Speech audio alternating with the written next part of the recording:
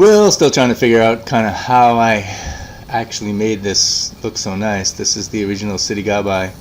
Got this great, uh, actually it's only one of the masks right now. What I did is I copied the mask that I made. The mask, this is the actual mask when it outlines, and it actually did something weird here where it popped out all the letters into different paths. It's really cool. Don't know how I did that.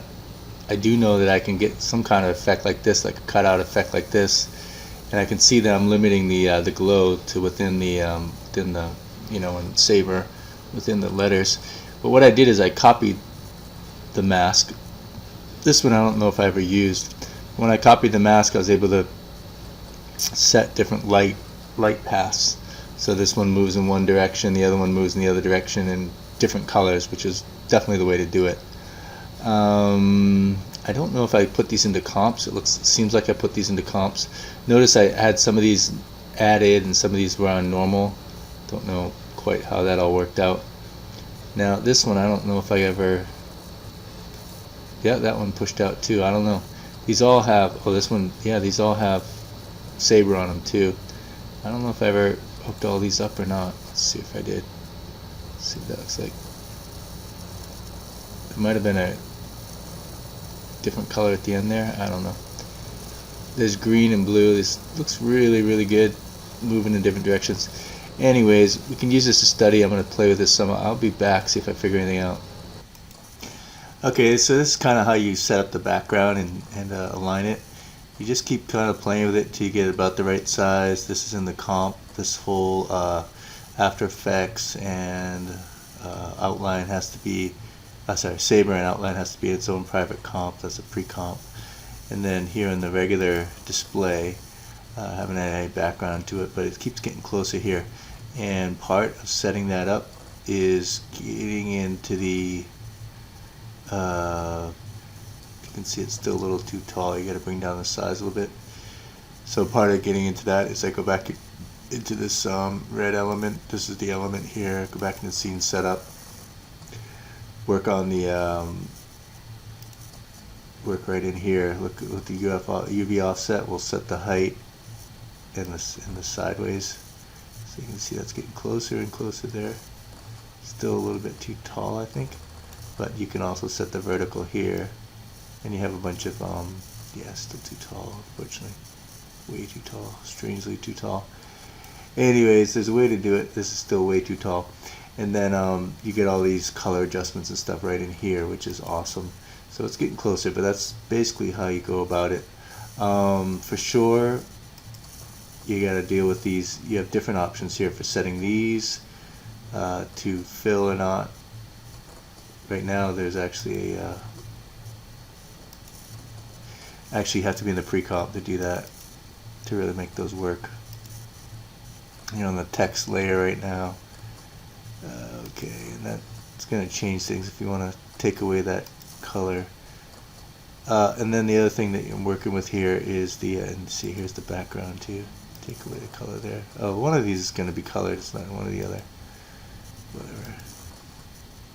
Whatever. So, and then also is the masking on the saber, which is right here.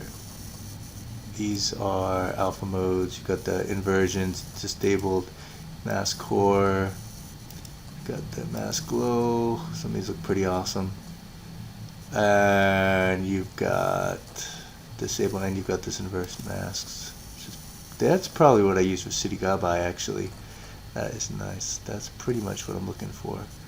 And then I've got you've got to set up the evolution here, which is right. So I'm streaming the mask evolution. So you can see I've got this, I guess it's foreground shaded, and then I've got this, that looks just like City Gabai, thank goodness. So I may not even have to deal with a mask, or a mask might fit better in the background. But, and the other thing is getting this thing to center on the screen is not that easy. It's a weird thing, like it's sitting too high, and then when you move it down, it changes the distribution of it. Okay, I'll let this rest for a minute here. Yeah, finally got it using those tools. Definitely there's those 4 scene setup tools, and you just keep tricking around with this back end till it gets close enough to tweak it out with these four tools here. It doesn't even look quite right here, which is okay, but it's got to be in the bevel here.